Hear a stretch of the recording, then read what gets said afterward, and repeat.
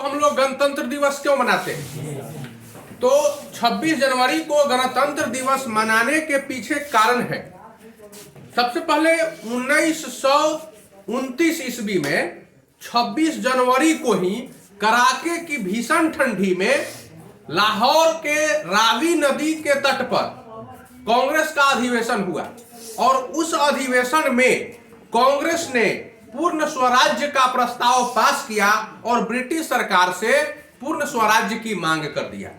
पहला कारण 26 जनवरी 1929 ईस्वी को कांग्रेस ने पूर्ण स्वराज्य का प्रस्ताव पास किया लाहौर में रावी नदी के तट पर अपने अधिवेशन में।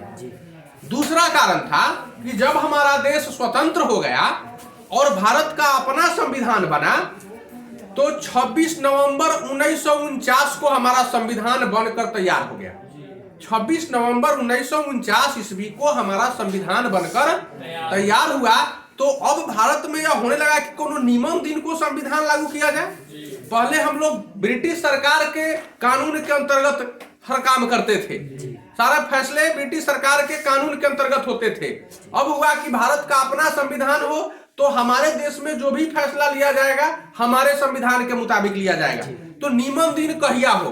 तो कांग्रेस ने देखा कि चूंकि 26 जनवरी 1929 को हम लोग पूर्ण स्वराज्य की मांग किए थे, आज देश हमारा पूर्ण स्वतंत्र हो गया, इसलिए 26 जनवरी आने वाला है सामने, तो 26 जनवरी को क्या नहीं हम लोग इस संविधान को लागू कर दें। 26 नवंबर को तो बनना ही था, तो 26 दिसंबर 26 जनवरी तो ये महीना बाकी था। कहा कि 2 महीने इंतजार कीजिए, पूरा देश को तैयार रखिए। आज 26 जनवरी को ही हमारे देश में संविधान लागू कर दिया गया। पूरे देश का संविधान 26 जनवरी को देश में लागू हो गया।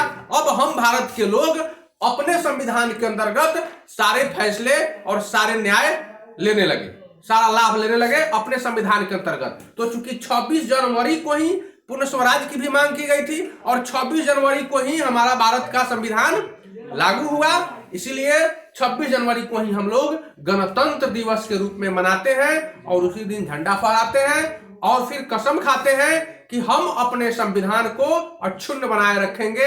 हमारा जो संविधान है जिसकी हम लोग रक्षा करेंगे और हमारा संविधान दुनिया में सबसे बढ़िया संविधान है। इस संविधान को हम लोग और अच्छा बनावे, यही हम लोग उस दिन कसम खाते हैं। इसी बात के लिए हम लोग शपथ लेते हैं।